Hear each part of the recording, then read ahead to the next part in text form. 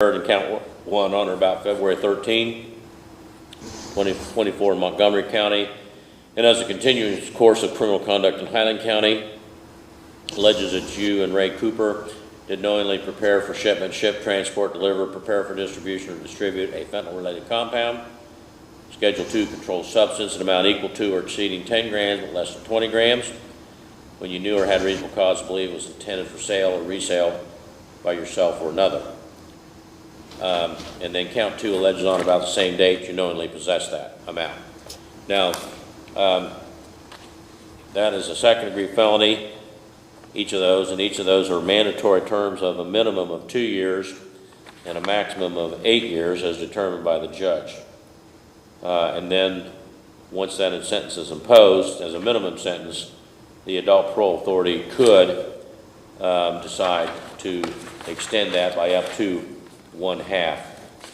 So that means that if the maximum 8-year sentence was imposed, the DRC could make that as much as 12. Now, you're entitled to have an attorney, Mr. Cheney, and if you don't have the money to hire one, the court will appoint one for you. I see you did fill out a financial disclosure form. Is everything on this form correct? Yes. When was the last time you were employed? February. Okay.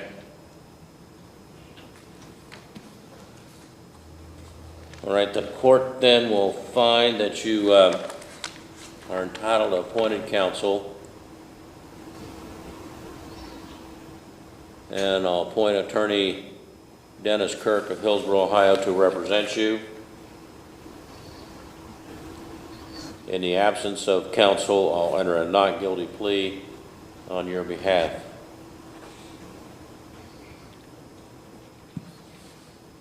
We'll set a bail review hearing for Tuesday,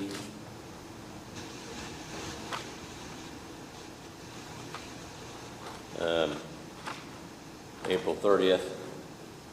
No, actually it has to be Monday. This is a weekend. So it'll be Monday, April 29th at 8:30 a.m. and that'll be a Zoom hearing. Your first pretrial will be set for May the 16th at 1 p.m. and that'll be a Zoom hearing.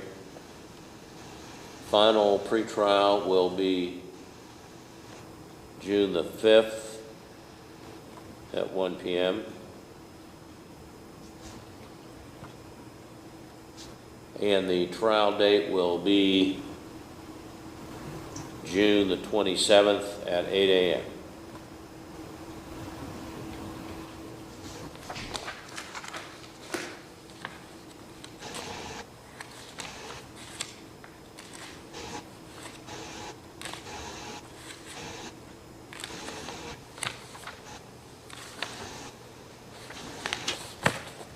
Bond will be set in the amount of $15,000 plus your own recognizance, which is your promise to appear.